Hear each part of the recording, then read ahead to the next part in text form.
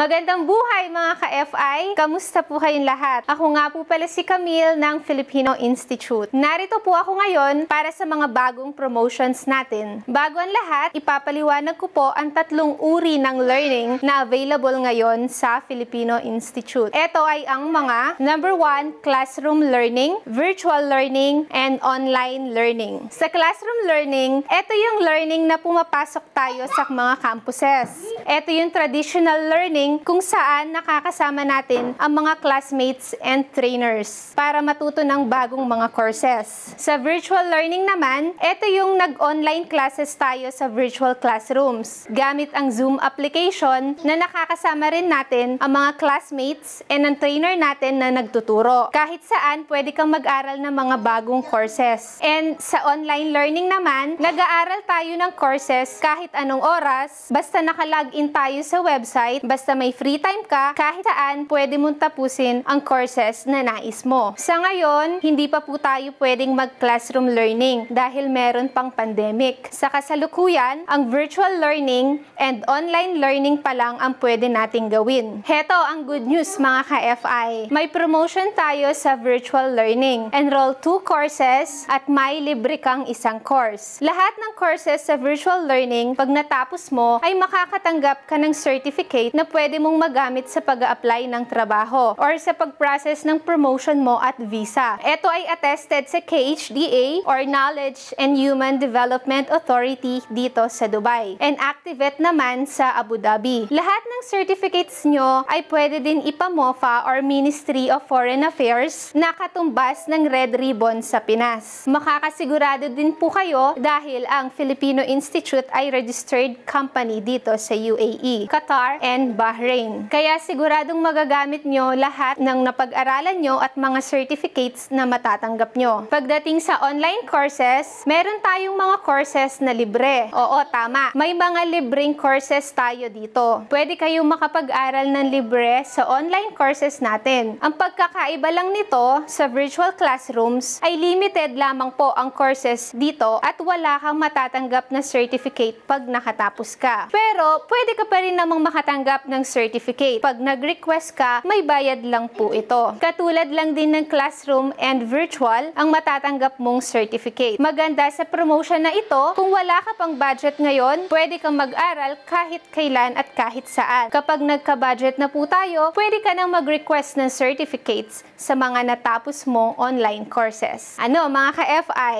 handa ka na bang maging productive ang lockdown days mo? Halina at mag-aral tayo. Huwag nating sayangin ang oras. Importante sa panahon ngayon, paghusayin palalo natin ang ating mga kaalaman para pagkatapos ng lahat ng ito ay ready na tayong makipagsabayan sa opisina. Mga ka-FI, anong mga courses ang gusto mo pang pag-aralan? I-comment nyo lang po sa baba at gagawa natin ang paraan para ma-offer natin ang mga courses na gusto mo. Maraming salamat sa pagtitiwala sa Filipino Institute at sana magkita-kita tayo ulit sa mga iba pang mga courses and events sa FI. Stay safe, stay healthy. God bless everyone.